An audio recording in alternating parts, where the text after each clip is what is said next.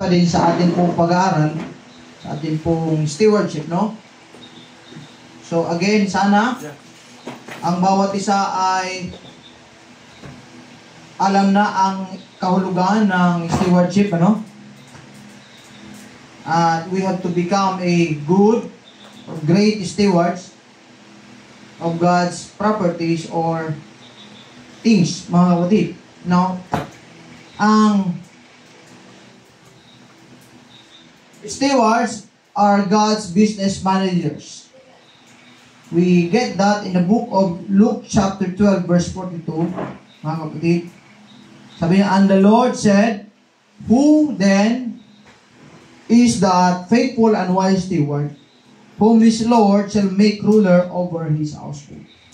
So, ang faithful steward, bibigyan ng Panginoon ng kapangyarihan, authority, to rule over his household, mga kapatid, to give them their portion of meat in due season, mga kapatid. So, we talk about what is a steward. Ngayon, ang bawat isa ay kailangan alamin natin kung ano talaga ang definition. Meron tayong definite definition talaga, standard. However, pagdating sa ating pong personal life, kailangan malinaw sa atin ang word na stewardship or steward. We have to be a good steward. Amen. Hindi po pwedeng Christian ka pero ikaw ay hindi mabuting steward or katiwala. Amen. Yes. Kasi kung ikaw ay nagsasabing Christian at you are not a good steward, I'm sorry to tell you, hindi maaring matanggap ng Panginoon. Hindi tatanggapin ng ating pong Panginoon dahil malinaw po, mga kapatid, na si Lord ay gusto ang kanyang mga anak ay faithful or good stewards, mga kapatid.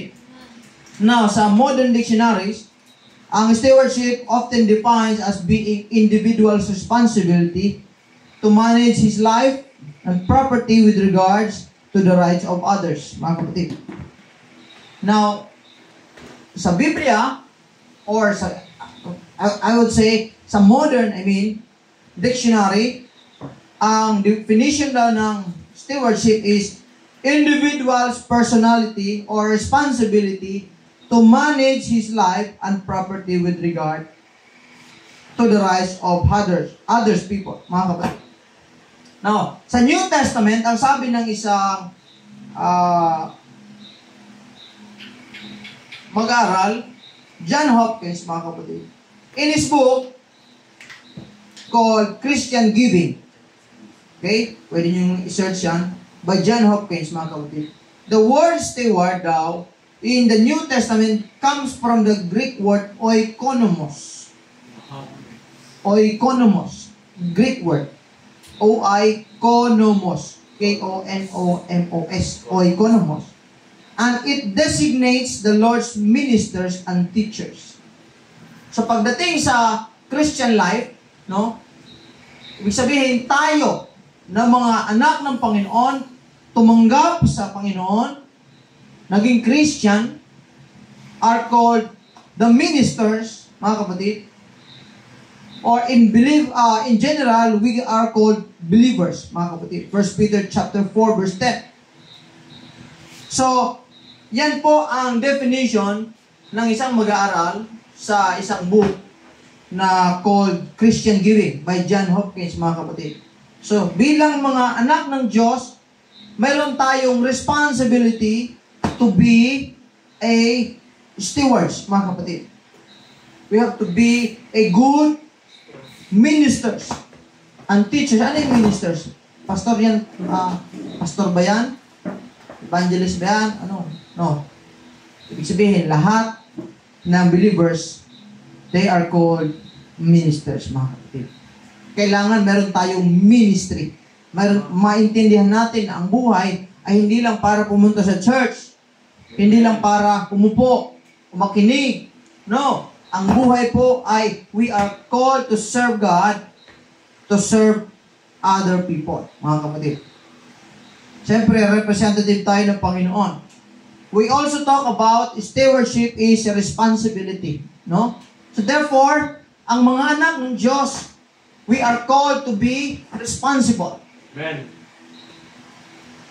Gusto ng Diyos, ikaw at ako ay responsable sa iyong pananampalataya.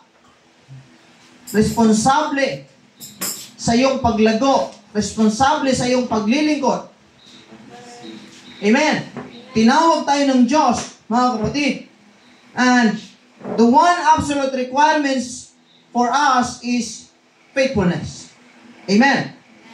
Parang wala akong kausap ngayong gabi, mga kapatid. Amen. Hallelujah. Moreover, it is required, mga kapatid, for us bilang mga mananampalataya to be faithful. You have to be found faithful. Sabihin, tapat. Pagtatapat natin sa Panginoon, mga kapatid. Amen. Amen. Now, madalas, nababanggit po yung word nating stewardship sa salitang pera, kaperahan. Diba? Lahat ng gusto ng pera. Amen. Okay, taas nga kamay, lahat ng gusto ng pera. Hallelujah. Lahat ng nagmamahal sa pera. Sige nga, taas. Wala. What is the root of evil? Now, often ang stewardship na lagi na i-connect, mga kapatid, when we think about stewardship, ano ang unang naisip natin? Money agad. Amen. Or financial matters. Now, this is normal, mga kapatid. Since the large part of our practice of a Christian stewardship, mga kapatid, ay involves ang money. Now, the financial responsibility of stewardship will be dealt with at length in some of the following lessons. However, mga kapatid, in the area of life requires a practice of good stewardship, mga kapatid. In the areas of a Christian life, sa buhay ng isang Kristiyano, mga kapatid, it requires practice of good stewardship. At yan ay hindi lang pera. Nandyan po ang mind, good stewardship of your mind, your body, and your spirit. Your time, your talent, and of course, your treasure. Amen. Maraming mga tao, talented, hindi lang nila na-manage. Amen. Amen. Napabayaan nila na mismanage sila ang kanilang talent. Maraming mga tao ang sobrang dami ng oras. Kaya lang, na-mismanage nila ang kanilang oras. Tingnan mo si Methuselah o si Methuselah. Si Methuselah, siya ang tinaguri ang pinakamatanda o pinakamahabang buhay na nabubuhay. Pero, ang naisulat lang sa kanya sa Bible is, he died. Diba? Wala kang makakitang history ng highlight ng kanyang buhay. Ano yung ginagawa niya? O paano? So, ang buhay, hindi lang nakabase kung gaano ka katagal mabuhay sa mundong ito. Kundi pa paano mo na-practice yung stewardship of your mind, your body, and your spirit. Your time, your talent, and of course, your treasure. Marami ang magaling sa budget o magaling sa pag-manage ng money, treasure. Kaya lang, pagdating sa time, bagsak. Pagdating sa talent, bagsak. Or oftentimes, magaling sila sa talent, mga kapatid. Kaya lang, sa money, wala. Yung mga sumikat na may talent. Tapos, dumating yung panahon na purdoy din. Bakit? Kasi nga, yung kinita nila, sinugal. Kinita nila, ininom, barkada, bili doon, bili dito. Hindi marunong mag-ipon. They don't have knowledge o hindi sila nag-acquire ng knowledge about how to manage their finances, mga kapatid. Of course, ang iyong isip, ang iyong katawan. Kaya mga kapatid, yung katawan natin, hindi pwedeng abusuhin. Hello? Amen. Bilang mga anak ng Diyos, hindi po pwedeng inaabuso mo yung katawan mo. Saan? Minsan yung paano natin nilalaanan yung katawan natin ng mga bagay-bagay. Sa mga kinakain mo, sa mga saan mo ina-expose ang sarili mo, mga kapatid, pag naabuso po ang katawan natin, diyan po tayo babagsak. Now, kung ang stewardship is responsibility, in what aspect? There are two aspects. Unang, material responsibility. There are responsibility na nais ng Diyos atin pong gampanan ng mabuti. And one is the material. Ano yung mga material na responsibility natin? You have to manage your property, anything ay na-handle mo. Finances, your business, your ministry, anything. Yung damit mo, saan? Anything materially, gusto ng Diyos, kailangan responsible ka, mga kapatid. Hallelujah! Kaya sa Old Testament, makikita natin, si Eliezer, Joseph, mga kapatid. Amen? The stewards in Joseph and David's house, mga kapatid. In-highlight dyan yung mga taong ito, they are a good or great stewards of material things na binigay sa kanila. Halimbawa, binigyan ka ng Lord ng blessing. O paano mo minamanage yun? Anong ginagawa mo doon? Baka inabuso mo lang, baka kung saan-saan mo. Diba? Andi kinabukasan, wala na, maghihirap ka na naman, ma-stress ka na naman. Madalas ganyan eh. Maraming na-stress sa kanilang, lalo sa finances, kasi nga, kahapon ang daming pera, ininom lahat. Kahapon ang daming pera, kung saan-saan nilagay. Kinabukasan, maghahanap ng mautangan. Tapos pag hindi nagpautang, magagalit. Diba? Sasabihin, ang damot. Pero kahapon, kung binadget sana mga kapatid, inayon sana, minanage ni sana mga kapatid. Just look what Joseph did, mga kapatid. Joseph, siya po ang very example ng material management. So, we know the story of Joseph.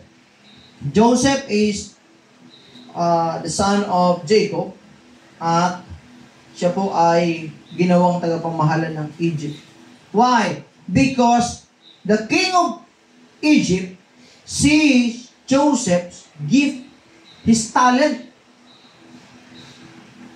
Walang kaya, iba yung talent mo, iba yung gift mo. So nakita ni Joseph, ng Pharaoh, na minaximize Joseph. Ginamit ni Joseph yung gift sa kanya. Yung gift niya galing sa Panginoon to help the king, the Pharaoh.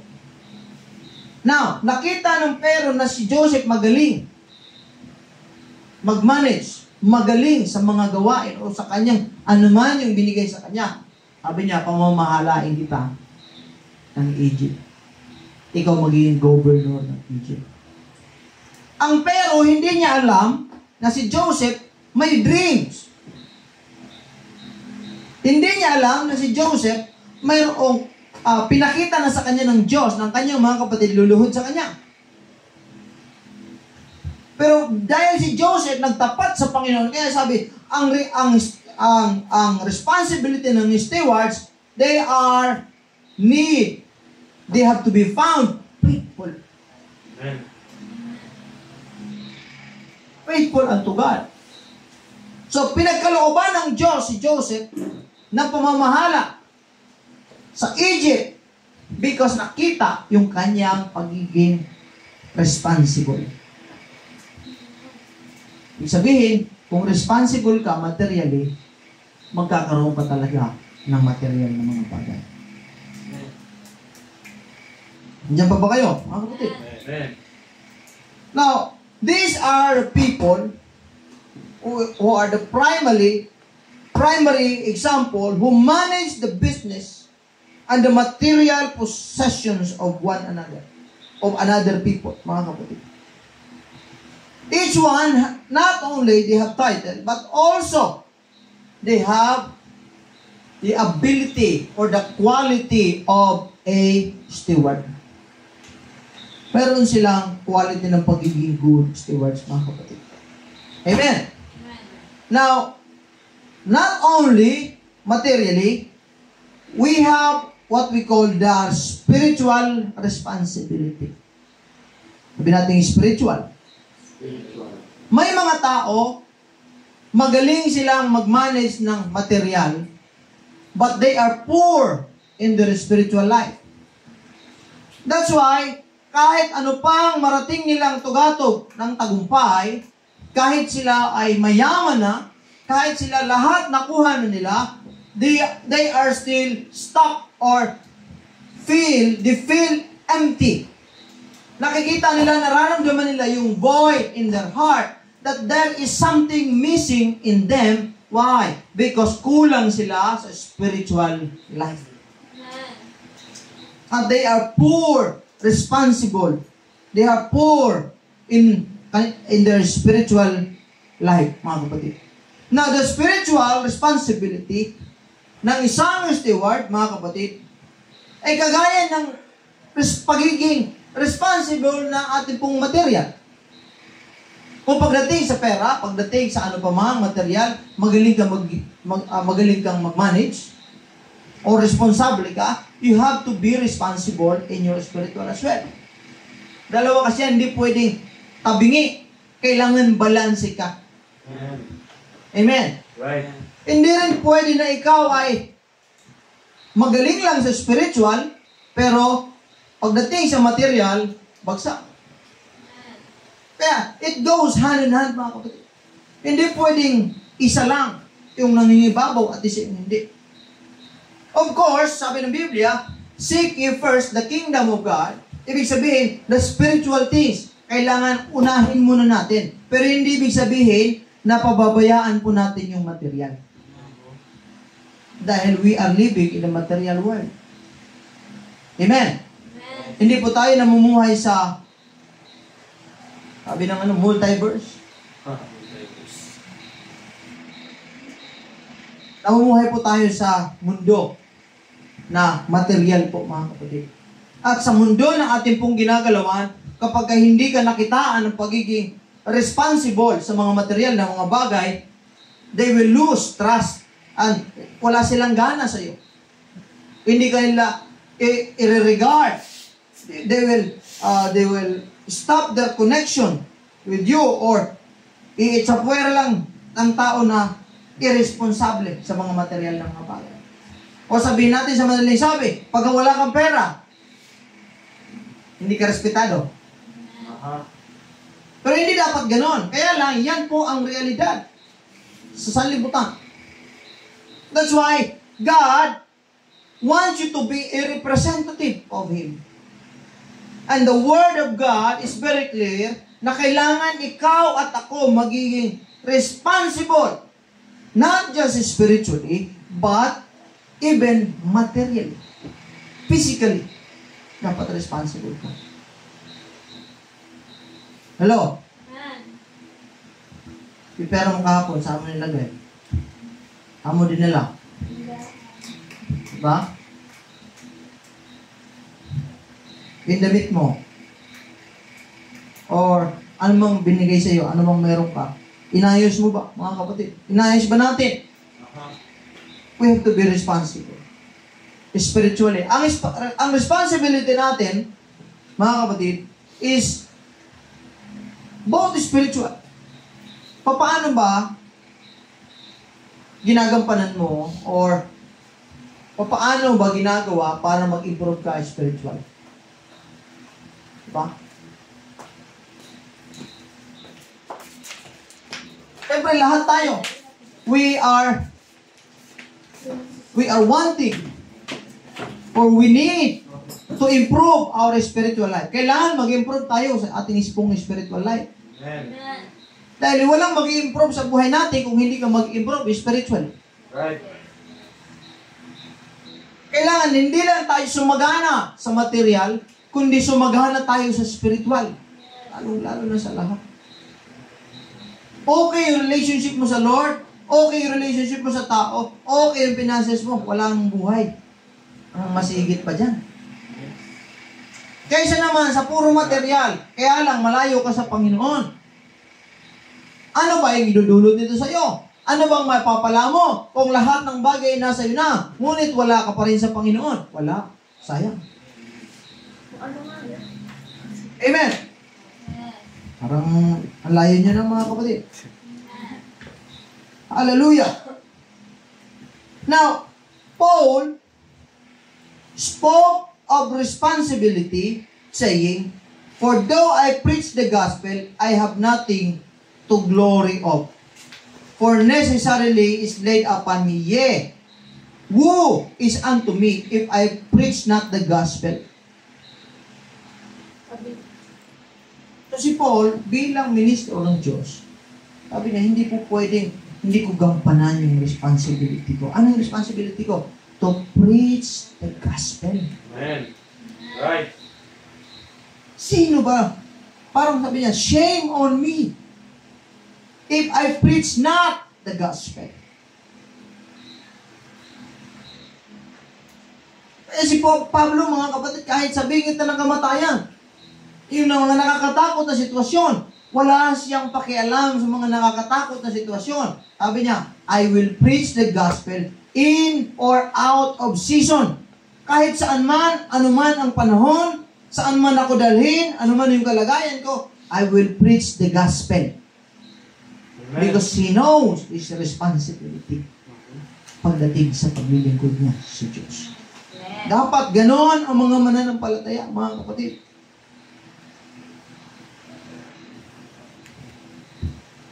He knows. Paul felt he stood in danger of judgment kapag hindi po niya tinupad ang kanyang responsibility.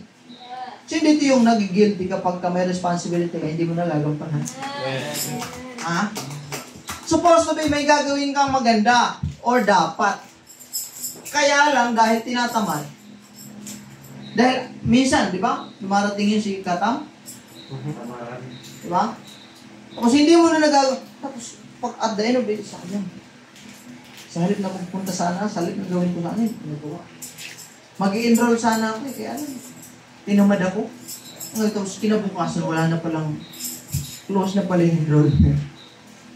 Di ba? Pipirma na sana sa'yo sa clearance mo. Kaya lang, tinamad ka. Kinabukasan, ngayon na lang pala. Ay, experience ko yan. Alam mo ginawa ko? Pag makaawa ako sa teacher, sinundan ko hanggang sa bahay. Nagalit ng teacher. Bakit? Kasi nga, pagiging irresponsible. High school ako. Ano ko yan? Pati yung mga classmate ko, tumulong na sa akin. Kasi kahit pasaway ako, gustong-gusto ko ng mga ano.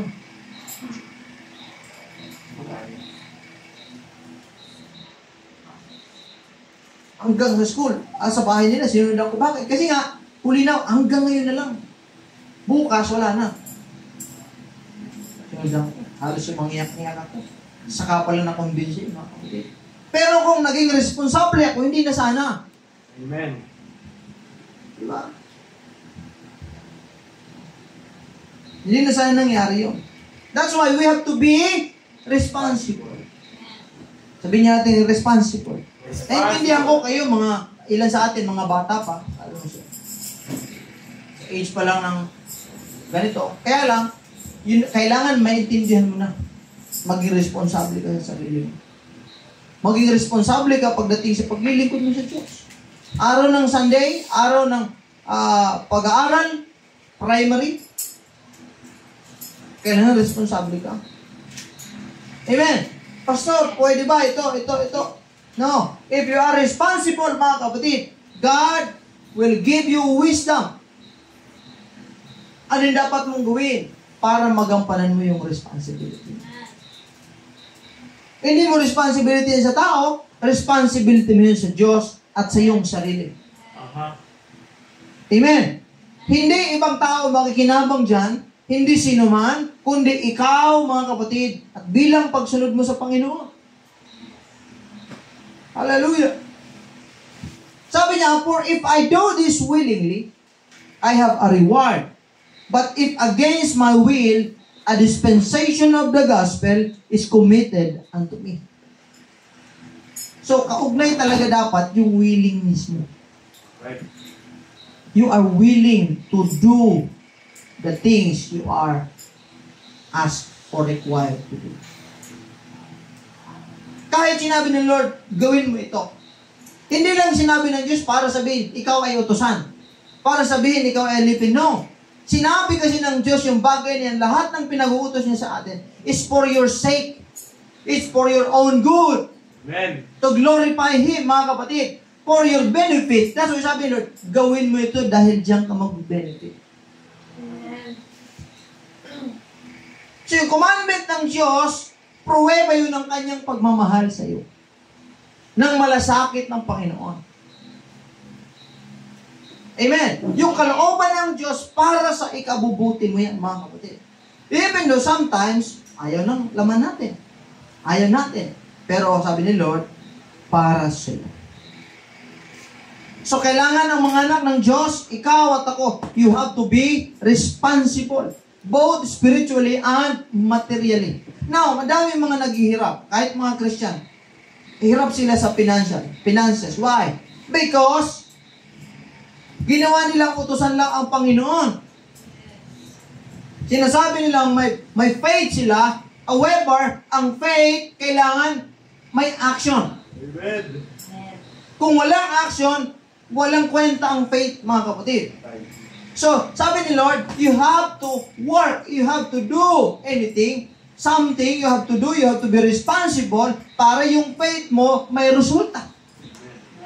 Marami sa mga Kristiyano ang umaasa lang sa Lord, Lord, bigay mo naman to. Lord, sige, magtiwala tayo siya, bibigyan ni Lord yan. Pero wala, natutulog lang.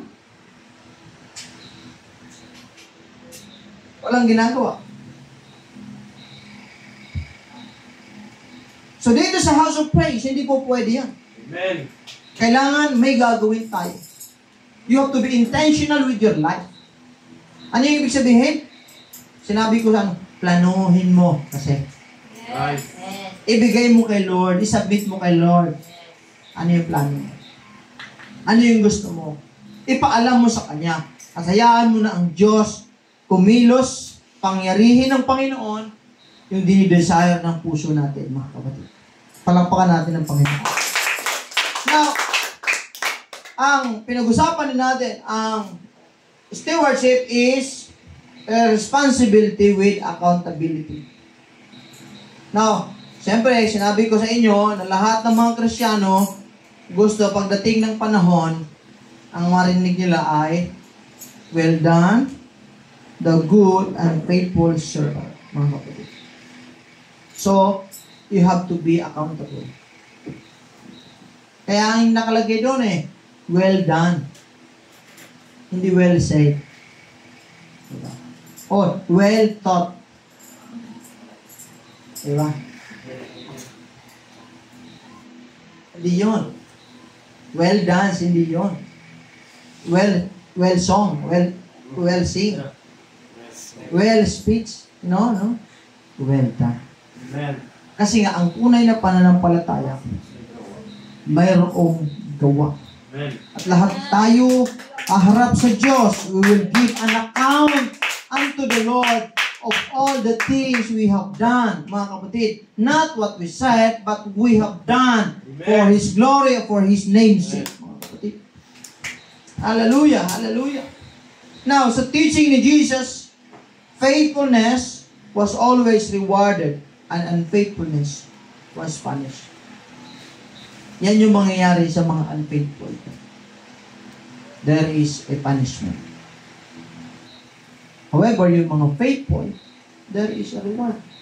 Siyempre, kapag unfaithful ka, alangan namang reward ka. Diba? Saan ka ba nakakita ng ganun? Hindi ka tapat, diba? Pero i-reward ka. Si Satanas lang yun. Ang kaaway lang yun, mga kapatid. Ayaw kasi niya mag-faithful tayo sa Diyos. Now, let's move on mga kapatid. Let's talk about faithfulness. Yan. Somebody say faithfulness. Faithful. A measure of a steward. Yan yung lesson 6 natin mga kapatid. Faithfulness is a measure or the measure of steward. 1 Corinthians chapter 4 verse 2. 1 Corinthians chapter 4 verse 2, pakibasa.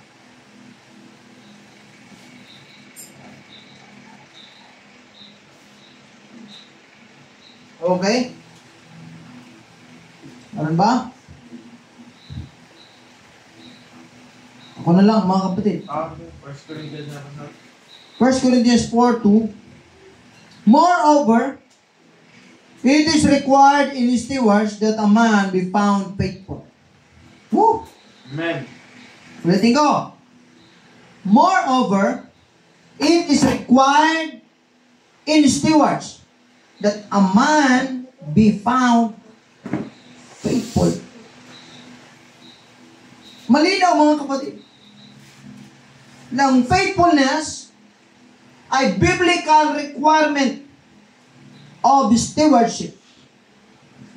At ito po ang prerequisite natin galing sa Diyos for a greater blessings. Okay? Malinaw. Pagdating sa blessing, ito po ang requirements. Faithfulness. Katapatan. Amen. Amen. Sige nga, i-define nga natin ano ang ibig sabihin ng katapatan.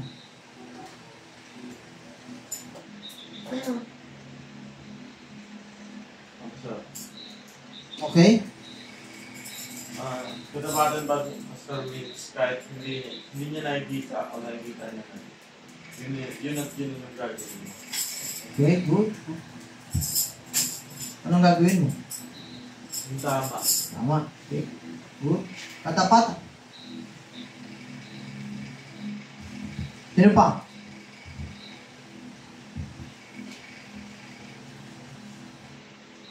Ano pa ba? Pag sinabing ang katapatan mga kapatid, you alone, you will always be alone. Kumbaga, kung sa romantic relationship, ikaw at ikaw lang palagi ikaw. Ang una, papahalagahan, mamahalin, wala na iba.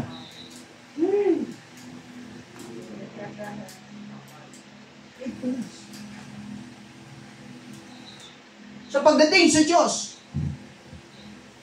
you are not called to be faithful to just a religion. We are called to be faithful to the Word of God or God Himself. Ibig sabihin, pagdating sa buhay ng mga Kristiyano, faithfulness is always the crowning mark of our life, mga kapatid. Sa lahat ng mga tao na tumanggap sa Panginoon, they who find favor in the sight of God, mga kapatid, ang pagiging tapat ay nakikita sa buhay natin. Kaya nakikita ka ng mga tao sa labas na iba ka mamuhay. Iba ang iyong lifestyle. Iba kang magsalita, iba kang gumalaw, iba. Bakit? Kasi nga, ang culture ng langit, ang attitude ng Panginoon, ina-adapt mo. At yung attitude ng Panginoon, strange yan sa mga tao sa labas.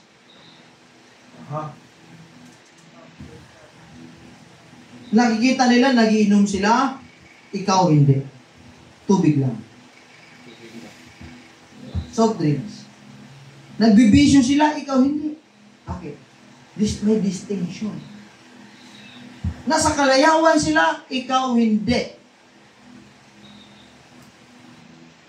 Gusto nila doon sa kasalanan, ikaw hindi. Pabaya sila, ikaw responsable. Amen. There is a distinction or crowning mark or distinction upon the life of the person who committed themselves to God. O yung mga tao nakatagpo, nakasumpong ng biyaya sa paningin ng Diyos, mayroong crowning mark distinction. Kaya ang buhay natin, iba sa pamumuhay ng mundo. Amen. Ang style mo, hindi kagaya ng style ng mundo. Amen. Intindihan niyo ba ako? Amen. Diba? May mga Kristiyanong pilit ginagaya yung style ng mundo. Kaya makikita mo sa iyo, sa gupit. Aning uso, ganun din yung Christian. Yung pinapakinggan ng mga kanta. Ano yun? Okay lang yung minsan nakakarinig ka. Iba naman yung nagpasama siya nun. Kahit tayo, nakakarinig tayo na sa kuko ng agila eh. Pero yung ikaw yung hinahanap mo, yan yung patugtugin mo. Yung kay ano, Iskastalong. Iskastalong. Diba? Yun yung inano mo. Yun yung gusto mo. Why? Kasi nga, ina-avoid natin na ma-identify tayo with the system of the world. Kasi nga, bilang mga Kristiyano, kailangan mayroong distinction. Okay ba? Iba tayo. Hindi tayo weird. Hindi tayo para mga baliw. Kundi, ang pamumuhay natin, nakaset yung standard natin sa standard po ng ating pong Panginoon. Amen. God is faithful and He blesses those who are faithful. Babasahin mo mga kapatid. Sabi ng Proverbs chapter 28 verse 20. Proverbs 28 verse 20. Sinasabi po yan ng Biblia. Okay?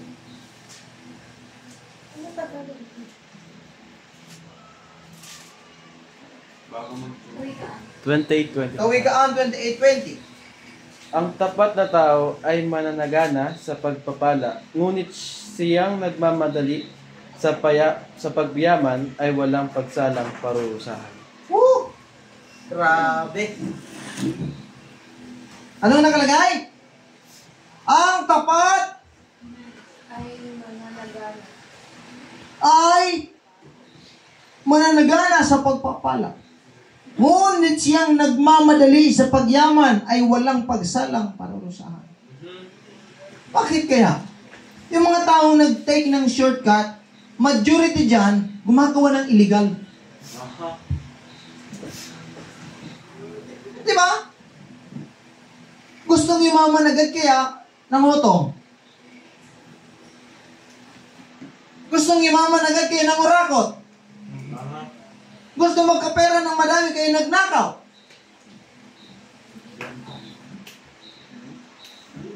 Gustong yumaman kaya ano? Nangaranap. Kidnap.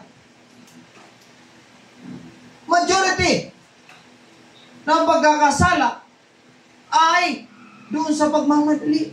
Aha. Kaya mga tao gustong manali, hindi na umaatin sa gawain, ayaw na sa simbahan. Bakit? Kasi nga, pastor, gusto namin yumaman.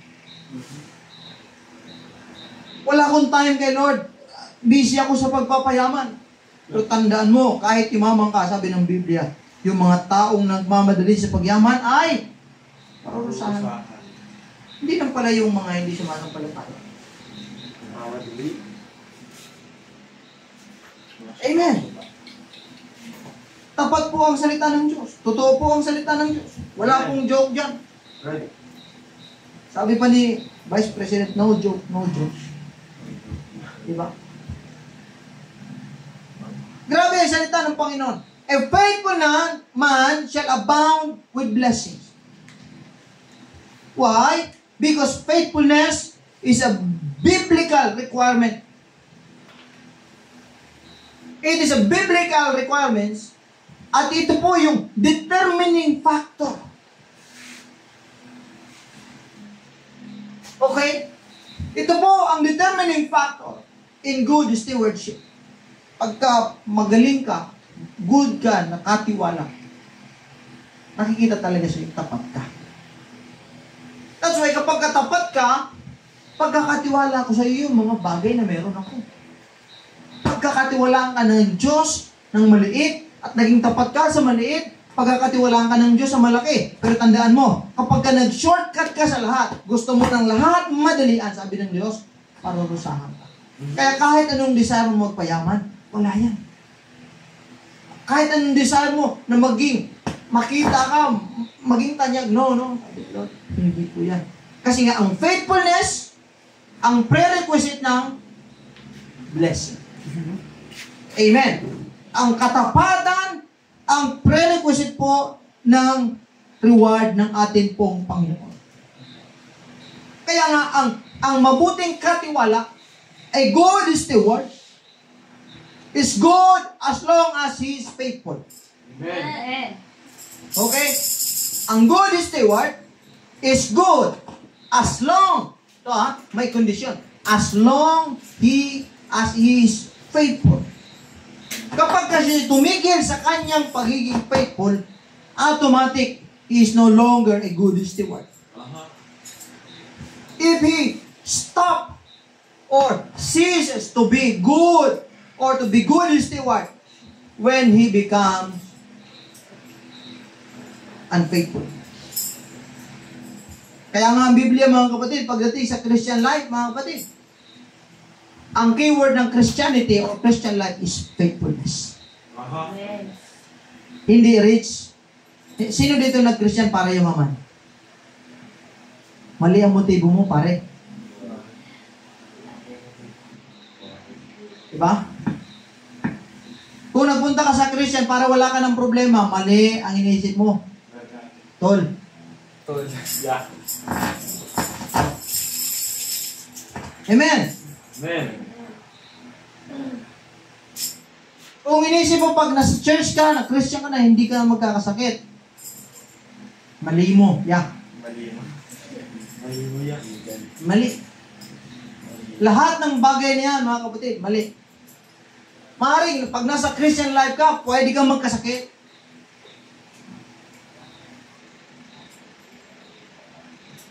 Hindi para yumaman ka. Hindi para wala ng problema, no? Ang pagiging Kristiyano mo ay bunga ng pag-ibig ng Panginoon. Nung tinanggap mo ang pagmamahal ni Jesus Christ sa buhay mo, at iniisip mo, o binigay mo ang iyong buhay sa Kanya, mga kapatid, doon ka nagiging Kristiyano. Hindi dahil may kondisyon, mga kapatid. Kundi nakita mo ang katapatan, ang pagiging faithful ng Diyos sa buhay natin. Amen. Amen. Hindi ka naging faithful para may makuha ka sa Diyos. No. Ang faithfulness mo, bunga yan ng acknowledgement mo ng faithfulness ng Diyos sa buhay mo. And once na you are faithful unto God, sabi ng Biblia, siya ay rewarder. Siya ay nagbibigay ng pagpapala sa mga taong matapat sa Kanya. Hallelujah! Hallelujah! Kaya sabi ng Revelation chapter 2 verse 10, mga kapatid, sabi niya, be thou faithful until death, and I will give you a crown of life. Amen. Hallelujah. Grabe. Crown of life.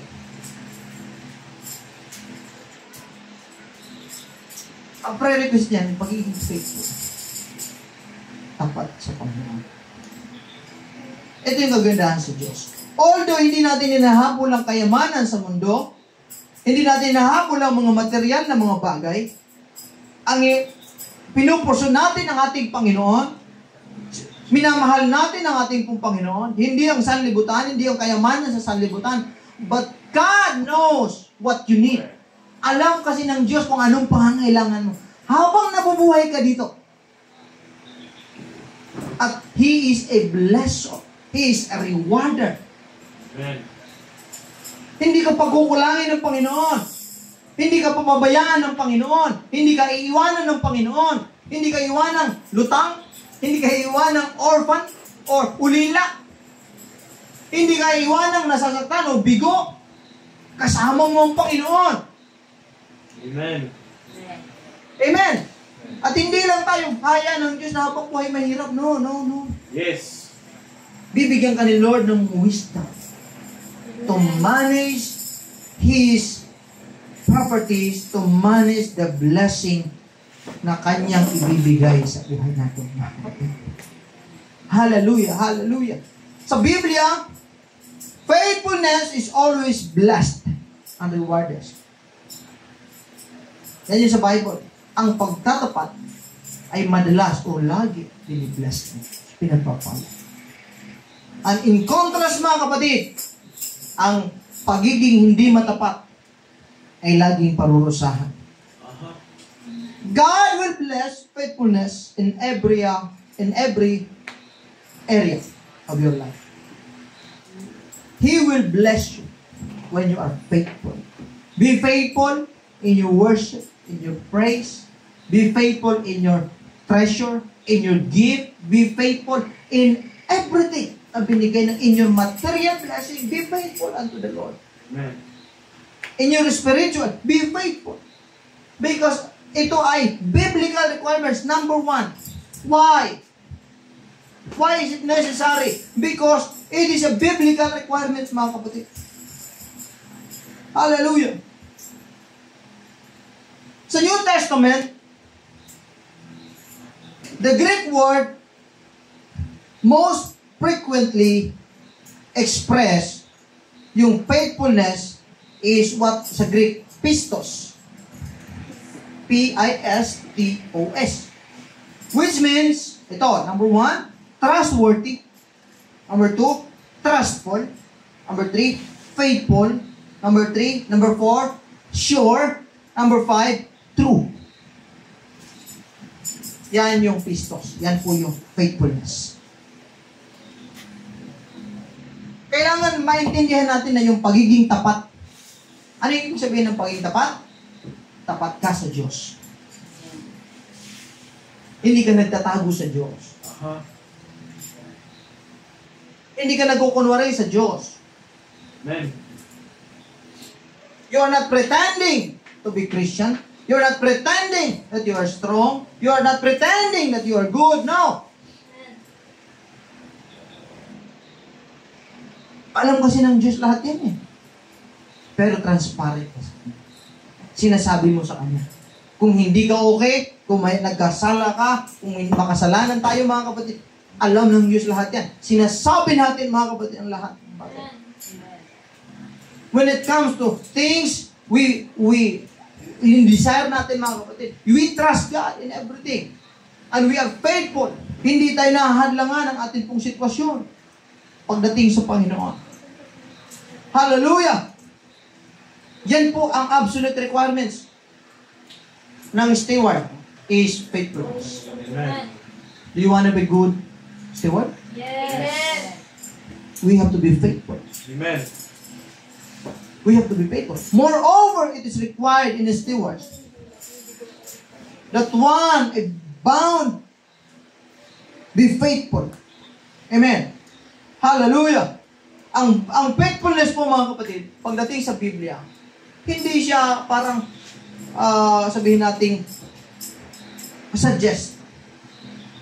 Walang suggest na kung okay lang. Di ba? Okay lang ba kung suggest ko maging faithful? Pwede ba? No. Requirement siya. It is not suggestion. It's a requirement. Yes. That's why, lahat kayo na gustong magtagumpay, lahat tayo na gustong maging successful, materially, spiritually, emotionally, intellectually, family, sa relationship, you have to be faithful. Ano ang requirements para okay kayo sa pamilya mo? Maging faithful ka sa pamilya mo. Ano ang requirements para okay ang relationship? Maging faithful ka sa karelasyon mo. Amen. At pag faithful ka, hindi ka nangangamba. Pagka nahawakan yung cellphone. Diba? Nakita ko sa mga Facebook eh. Meron ako nakita na kumakain sila, tapos binibidyo. Ewan ko lang kung scripted yan. Or, ano yung, hindi. Tapos, habang kumakain sila, yung isang cellphone, tapos yung isa, natabi ng pagkain. Tapos, bigla-bilang kukuhain ng partner niya, yung pagkain. Tapos yung isa na kumakain, agad puti na yung cellphone niya. Kinakabahan, baka yung cellphone niya kuhain.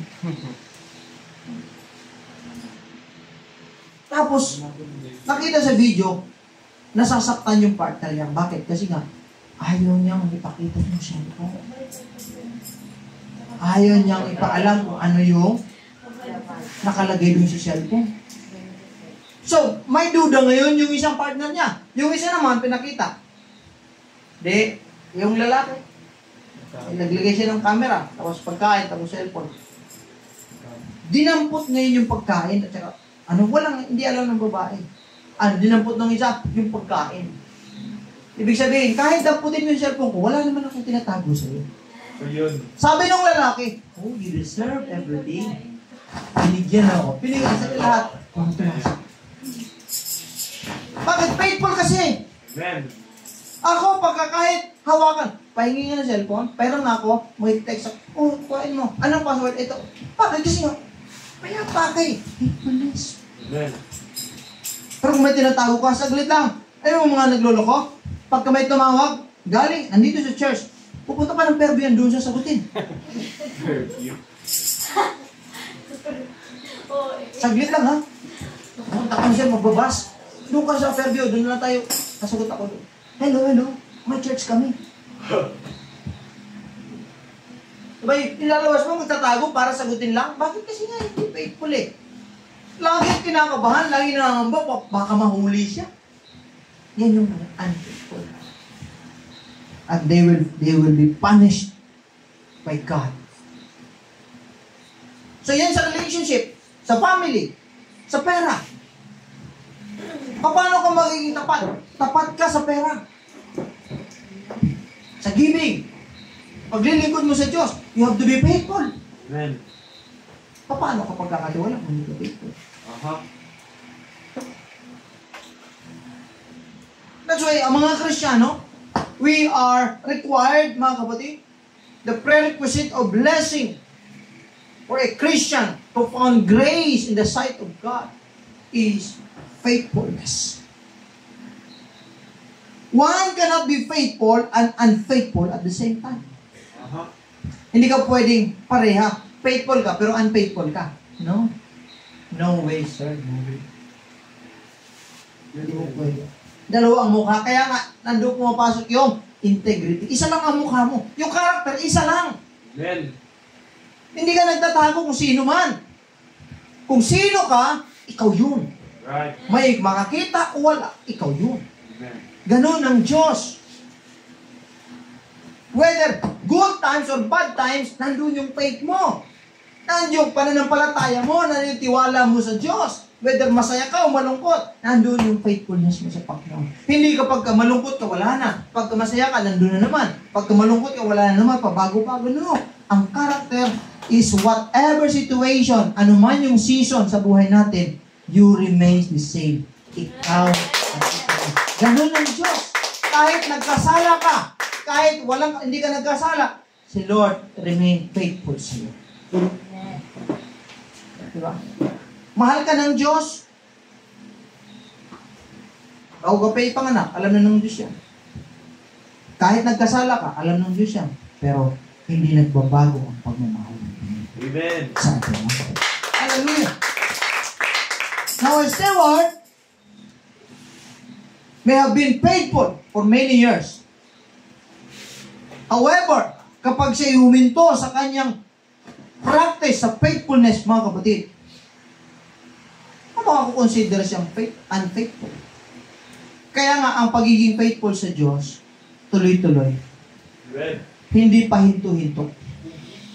Hindi ngayon, feel mo maging faithful ka. Next week, hindi mo na feel maging faithful ka. Ano, no. Tuloy-tuloy. The moment na tumigil ka sa katapatan mo sa Diyos, tumitigil yung pagiging mabuting katiwala. Kaya nga kailangan maging kagaya tayo ni Kristo. Na hindi nangiiwan, hindi nagbabago, anuman ang panahon, hindi nagbabago yung kanyang pagtingin sa iyo. So, it is a biblical requirements, mga kapatid. Pangalawa, it is a biblical prerequisite. Ano yung prerequisite, Pastor? Ano yun? Same ng requirement. Ito yung request, parang gano'n. Requisite. The practice of faithfulness in the Christian life ay nagbubunga po ito ng blessings of God. Ang katapatan sa harapan ng Diyos is also a prerequisite to more abundant blessing. Kasi yun yung gustong pagpalain ng Diyos. Amen. Pamilya mo, gusto mo pagpalain. Sabi ni Lord, be faithful. Amen. No matter what, magiging tapat. Sa buhay natin, mga kapatid, alam ko na, dumadaan tayo sa mga marami. Many things. Mga gusot, mga problema, mga kapagsubukan.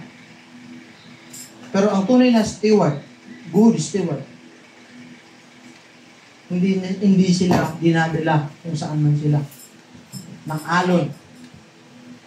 Saan sila gustong dalhin. They remain in the great foundation. Faithful sila sa Diyos. Akayin man sila ng problema, huwag ka na. Akayin man sila ng kaaway, huwag ka na dyan. Akayin man sila ng tukso, huwag ka na dyan dahil ganito, ganyan. No. You remain established. You remain faithful. Firm ang foundation ng isang tunay na katiwala ng ating Panginoon. Amen. Amen. Sa Bible, si Nehemiah was entrusted the charge of the city to his brothers, Hanani. Why? For he was a faithful man. He feared God above men. So si Nehemiah, pinagkatiwalaan siya na siya ang manguna para i-build muli ang wall ng Jerusalem.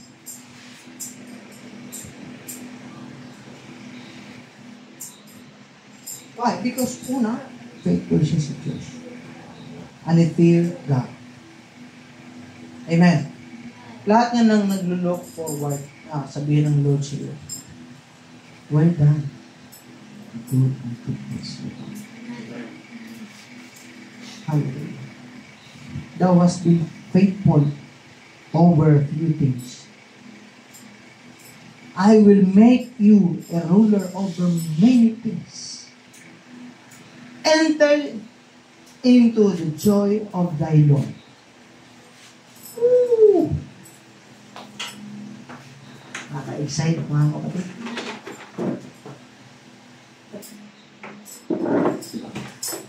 Nakaka-excite. Sabi niya, naging tapat ka sa mumuntik. Ngayon, pamamahalain kita sa marami. Amen.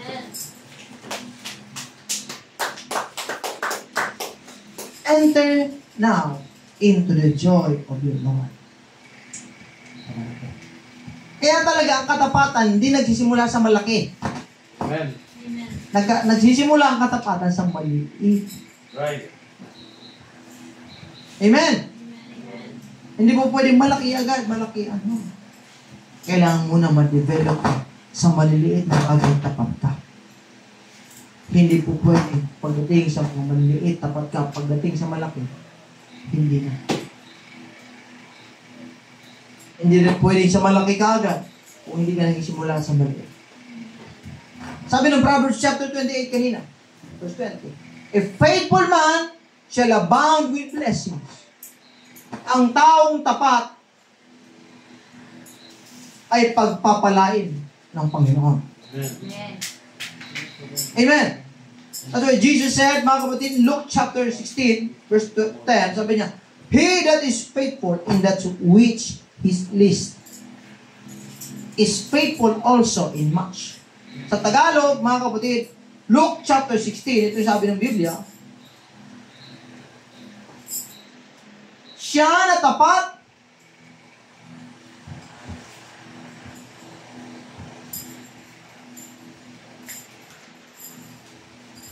verse 10. Ang mapagtapat sa kakaunti ay mapagtapat rin naman sa marami. At ang hindi matuwid sa kakaunti ay hindi rin man matuwid sa marami. Kung kayo nga ay di naging mapagtapat sa masamang kayamanan, sino nga ang magkakatiwala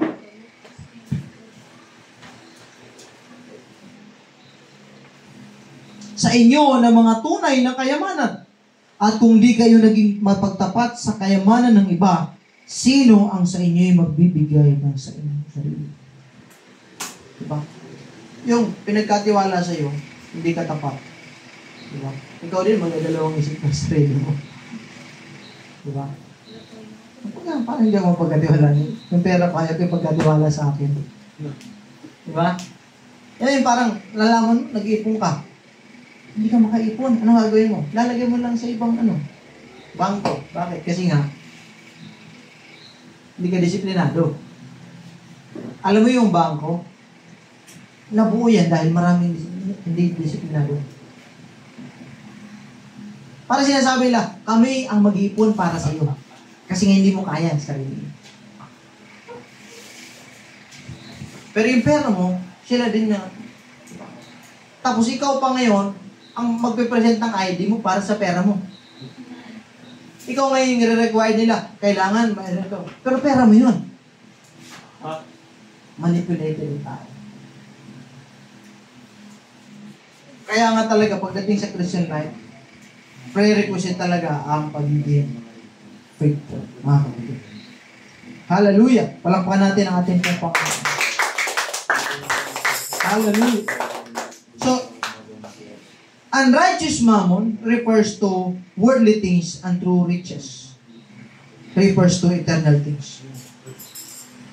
Yung mga di matuwid ng mga tinuturing natin blessing. Pera o ano pa man, nagaling sa masama. Yung mga worldly.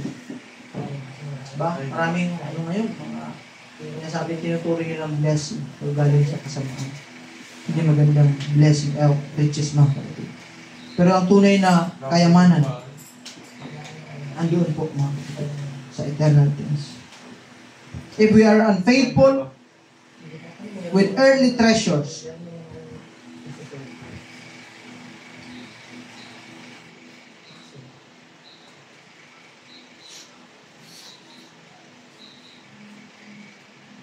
how can God entrust the holy treasures? Kapag hindi tayo faithful sa mga bagay, mga kapatid, sa earthly treasures, how can He entrust us with truth, riches? Kaya talaga pagdating sa Lord, mga kapatid, importante. Malaman natin ang pagtatapat kailangan nasa atin. Amen. Kung meron mang matapat sa buhay, yun ang mga Kristiyano. Yes. Lalong-lalo na yung nasa house of praise. Amen. Matapat ka sa kakaunti. Tandaan mo, as long as buhay yung salita ng Diyos at hindi mo mamatay. Sabi ng Biblia, kung matapat ka sa kaunti, matapat ka sa marami. Amen. Kapag hindi ka matapat sa kaunti, hindi ka pagkakaluban ng marami. Bilang mga managers or steward ng ating pong Panginoon, tayo mga kapatid must give an account to our Lord as the owner of everything. As stewards of many blessings, sabihin natin mga material na mga bagay, we have to give an account to God. Because everything belongs to God. Right. Bibigay ka ng account sa Diyos dahil lahat sa Kanya. Sabi ng Biblia, the earth is the Lord's and the fullness thereof, the world and they that dwell therein. For the world is mine and all its fullness. For all the earth is mine. Grabe. Sabi ni Paul, sabi sa 1 Chronicles, mga kapatid, but who am I and who are my people that we should be able to offer so willingly as this? For all things comes from you, and of your own we have given you. Ano ba yung pamamayari namin? Sino ba kami? Kung ang lahat galing sa iyo. At binibigay namin dahil sa iyo lahat ito. So, in short, ano man yung taglay mo, ano man yung mayroon ka ngayon, kahit sabihin pinaghirapan mo yan, hindi pa rin sa iyo yan. Sa Diyos pa rin yan. Amen. Ang question, mayroon ka bang sarili mong pagmamayari? Wala. Lahat sa Diyos. So, if you acknowledge God in your life that all things is His, mga kapatid, even your life, yung hininga mo, yung lakas mo, sa Kanya. Wala tayong pwede maipagmamayari sa Diyos. Amen. He has allowed us, mga kapatid, bilang Kanyang mga katiwala, sa mga pribilehiyo to manage His possessions. Meron tayong mga privilege. At yung privilege na yon, mayroong responsibility. That's why you have to be responsible Christian. Amen. Mga primaries, you have to be responsible. Right. Amen. Dahil yung great reward nasa iyo. Ano sabi ni Spider-Man? Pero ito yan. Great promises comes with great responsibility. Amen. Great blessings comes with great responsibility. Kung gusto mong i-bless ka greatly by God, be responsible. We are to be responsible for managing well the things of God, the things na ipinagkaloob ng Diyos sa ating pong pangangalaga, even material yan or spiritual. Kailangan maging responsable tayo, maging faithful tayo. That's how God measures us, mga kapatid. Laging nasasabi, action speaks louder than your words, mga kapatid. Amen. Yes, pagdating sa stewardship, it is true. Your action speaks louder than your word, mga kapatid. God does not measure us, our faithfulness, by our word or what we see or what we think o kung anong sinasabi natin, mga kapatid. By rather, God is measuring us by what we are doing, by our actions, mga kapatid. Hallelujah! Binigyan ka ng talent, binigyan ka ng gift ng Panginoon. Just be faithful in what God had entrusted you. Amen. Sa parabola ng binigyan ng talent, sabi ng Panginoon, well done. No? Not well said. Sinabi ko kanina. Or well planned, maganda plano, or well professed. No. Action ang hinahanap ng Panginoon. Ikaw, would you be an action man? Huh? Would you be an action woman?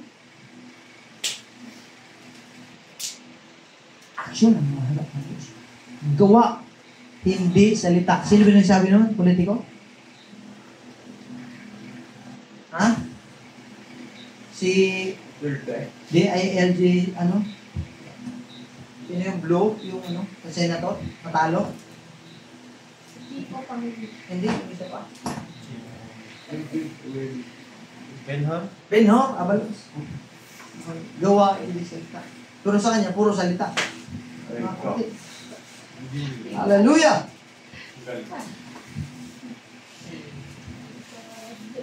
Tandaan nyo, pagdating ng panahon, hindi yung if you said well, or hindi yung if you plan well, kundi if you done well. Amen. Sabi ng Lord, well done. Right. If you done well, God will say, well done. Okay? Gawin mo. Kaya ang buhay mo, planuhin mo. Amen. Amen. Si Lord kasi ino-honor yung plano mo. Magplano ka, kailan ka mag-asawa? Pero hindi ah. Jesril, kailan ka mag-asawa? Diba? Paplano mo. Pero lahat yan, isasapit mo sa Panginoon. Last thing. Ang faithfulness natin is not defined by what person thinks, but by what God says in His Word. Hello? Amen. Ang faithfulness, hindi define kung anong inisip ng tao, Brother Joel. Ngunit kung anong sinasabi ng salita ng Diyos. Pag sinabi ng salita ng Diyos, hindi mo pwedeng baguhin. Amen. Yung kahit anong interpretation mo dyan, no. The Word of God remains the Word of God. Amen. Amen. That's why, bilang mga anak ng Diyos, we ought to be faithful. Ngayon, nasa maliit pa lang tayo. Kunti pa lang tayo. Be faithful. Ano yung mission natin? Ano yung vision natin? Ano yung vision ni Lord? Conquering the world by preaching the gospel. Ano yung strategy?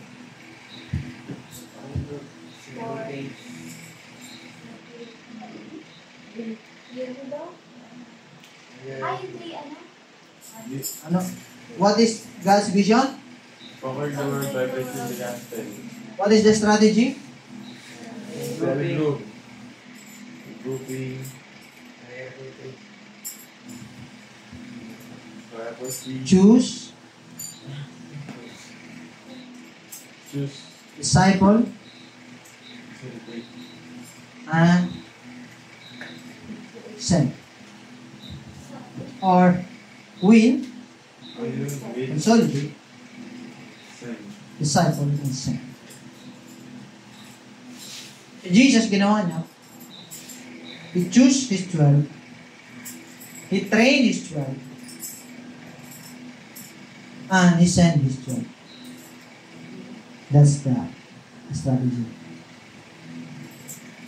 Kung sa atin, one day, gagawin din natin. Ngayon, habang natuturuan kayo, natututo kayo, you become a disciple. Pero ang pinaka-final natin is when you desire to go and make disciples. And you make a disciple to all the community. Sa lahat ng lugar na pupuntahan sa school, you make a disciple. Yan ang completion ng pagiging alagad ng ating Panginoon. Yan po yung pinaka-completion ng ating pong paglilingkod sa Diyos. When you are making a disciple. Ngayon, hindi pa ako nagiging disciple. Bakit? Kasi, Pastor, hindi pa ako nag-make disciple. Ang tunay ng disciple talaga, nag-make disciple. Amen. Amen? Amen. So, ngayon, nandito ka pa. Just learn and apply it in your life, and one day, gagamitin ka ng Lord. Amen? For your own good and for His name's sake. Palakpakan natin ang Panginoon. Salamat sa Diyos sa oras na binigyan niya sa atin.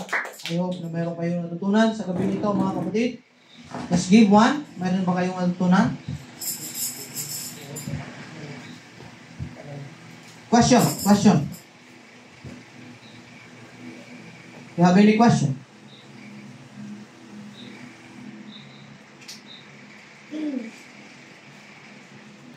Ako sir. Ano? Sa ano gusto rin natutunan? Question. Question. Wala nang gusto. Brother Cristel. Kalimutan mo? O sige, anong natutunan mo, Brother Amos?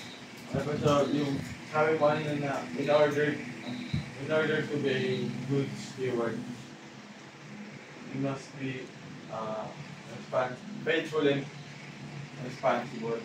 Na hindi ka, kahit anong gawin mo, kahit anong pagpaplano mo, kahit anong gawin strategy mo, kung hindi ka naman faithful kay Lord, kung hindi ka responsible kay Lord, baliwala na. Thank you. Palakpan natin si Aaron. No? So, ang prerequisite talaga ng reward, the blessing ng Lord, yung faithfulness. Kahit napakatalino mong tao, magaling ka, if you are not faithful, unto the Lord.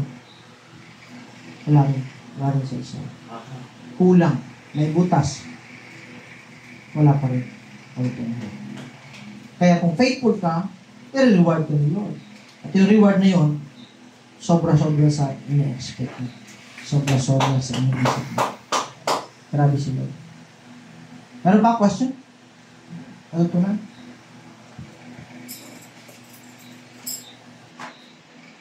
Yan dito may question.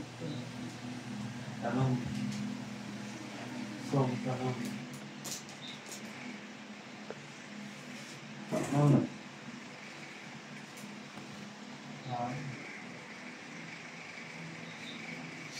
Mr. Brandon. Lalo iniisip. Mr. Janice. May question ka or?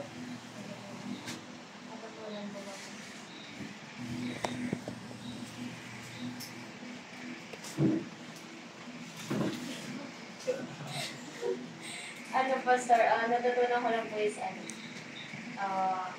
good steward, a steward is good as long as he is faithful. So, sabi nga po dun, na yung pagiging faithful po is hindi natin pwedeng ihinto. Kasi once na hininto mo po yun, you're no longer a good steward. Kaya, sa pag-ano po natin,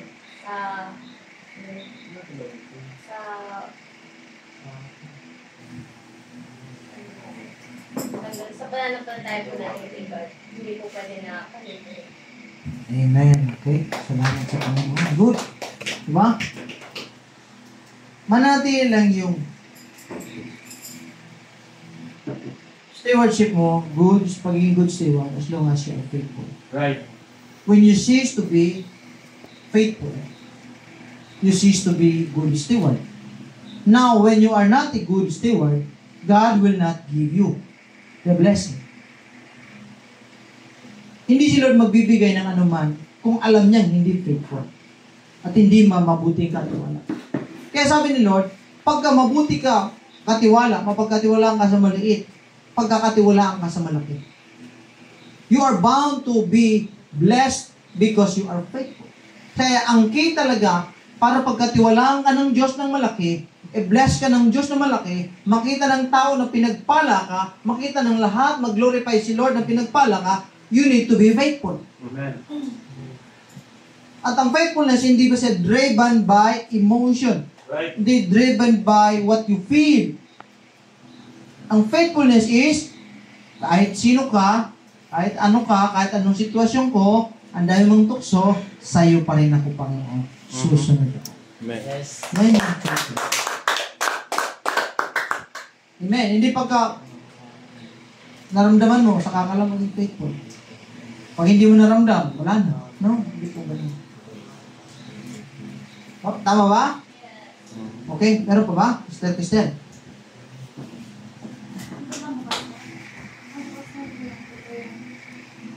Faithfulness is not a suggestion for us. Yung faith mo po is hindi makadepend sa kahit na anong bagay. Ikaw yung, kumbaga, requirements. Kapag on care ka sa faithfulness mo, trabaho mo na panatili mo, like, hindi mo dapat kapayagan ng ibang tao o isang bagay na makakapaghatak sa'yo para mag-stop yung fire mo. Yes. It is not a suggestion, it is a requirement. Okay? Parang gusto mo magpunta ng ano. Gusto mo makapunta sa ibang ano, kailangan may requirements. You start. Yung natutunan ko po yung sa Christian kung may faith pero walang action. Kasi po kapag wala pong action, may faith ka po tapos wala ka naman po action. Bali wala po yung bali na gusto mo gawin. Yes. Kailangan actionan mo talaga. Amen. Kaya nga, ang hinihintay mo marinig, well done. Ibig sabihin, ginawa mo. You do it. You don't make excuses. Amen. Hello? Amen. You don't make excuses. You just do it. Why? Because you are faithful. Amen. Hindi mo ginagawa because you feel like doing it, no? You do it because you are faithful. Not because you feel. Okay? So, well done. O good and faithful. Meron pa? Anyone?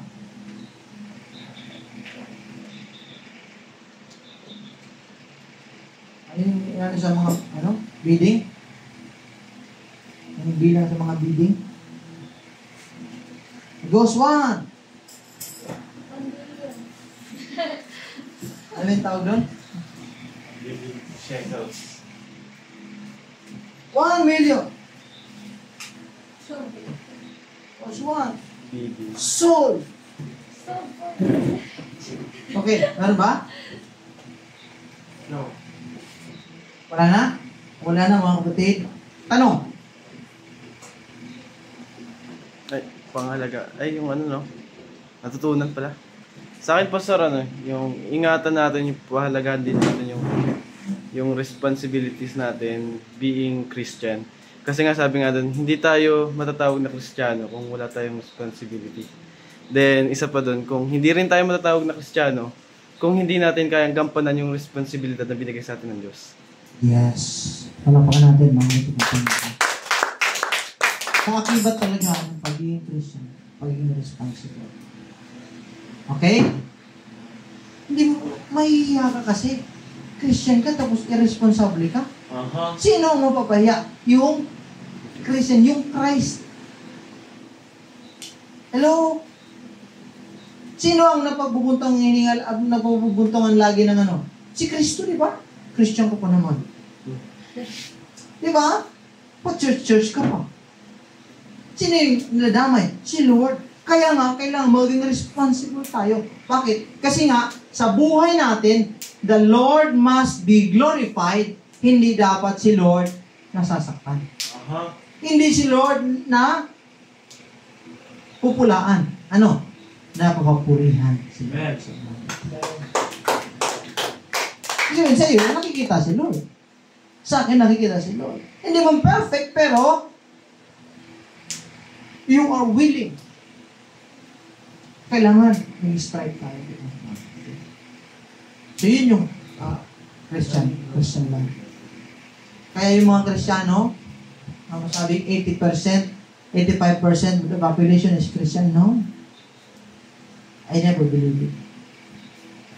Kunti lang. Kaya salamat sa Diyos sa House of Praise ng mga responsible for mga kapatid. Hallelujah! Hope. Praise God. Pagbubunga po yung pagiging responsible natin. Pagiging faithful natin. Ilang years from now, i-bless ka ni Lord. More than what you think and what you could ever imagine. God will bless us. Palakpak sa Panginoon. Kung ito ang lahat, bakit walang tanong? Hallelujah.